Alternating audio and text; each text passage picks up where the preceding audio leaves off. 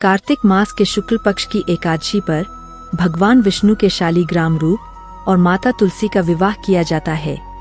कई लोग द्वादशी तिथि पर भी तुलसी विवाह करते हैं।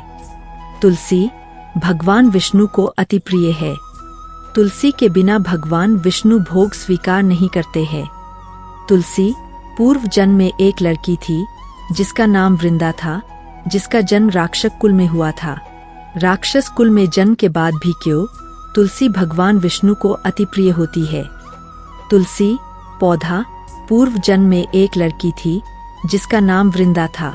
राक्षस कुल में जन्मी यह बच्ची बचपन से ही भगवान विष्णु की भक्त थी। जब वह बड़ी हुई तो उनका विवाह राक्षस कुल में ही दानव राज जलंधर से संपन्न हुआ। राक्षस जलंधर समुद्र से उत्पन्न हुआ था। वृंदा बड़ी ही पतिव्रता स्त्री थी, सदा अपने पति की सेवा किया करती थी। एक बार देवताओं और दानवों में युद्ध हुआ।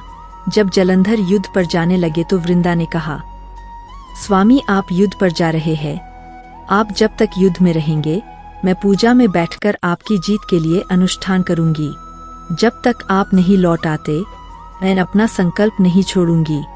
जलंधर तो युद्ध में चला गया और वृंदा व्रत का संकल्प लेकर पूजा में बैठ गई। उसके व्रत के प्रभाव से देवता भी जलंधर को न हरा सके। सारे देवता जब हारने लगे तो विष्णु जी के पास पहुँचे और सभी ने भगवान से प्रार्थना की। भगवान बोले, वृंदा मेरी परम भक्त है, मैं उससे छल नहीं कर सकता। इस पर देवता बोले कि भगवान दूसरा कोई उपाय हो तो बताएं, लेकिन हमारी मदद जरूर करें। इस पर भगवान विष्णु ने जलंधर का रूप धरा और वृंदा के महल में पहुंच गए।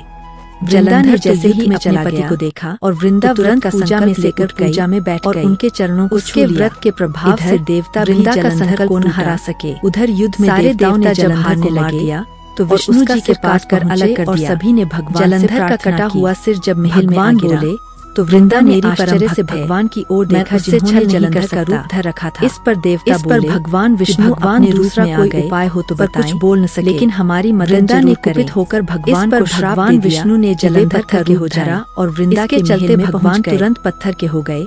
सभी देवताओं में हाहाकार मच गया। देवताओं की प्रार्थना के बाद वृंदा ने अपना श्राप वापस ले लिया। इसके बाद वे अपने पति का सिर लेकर सती हो गईं।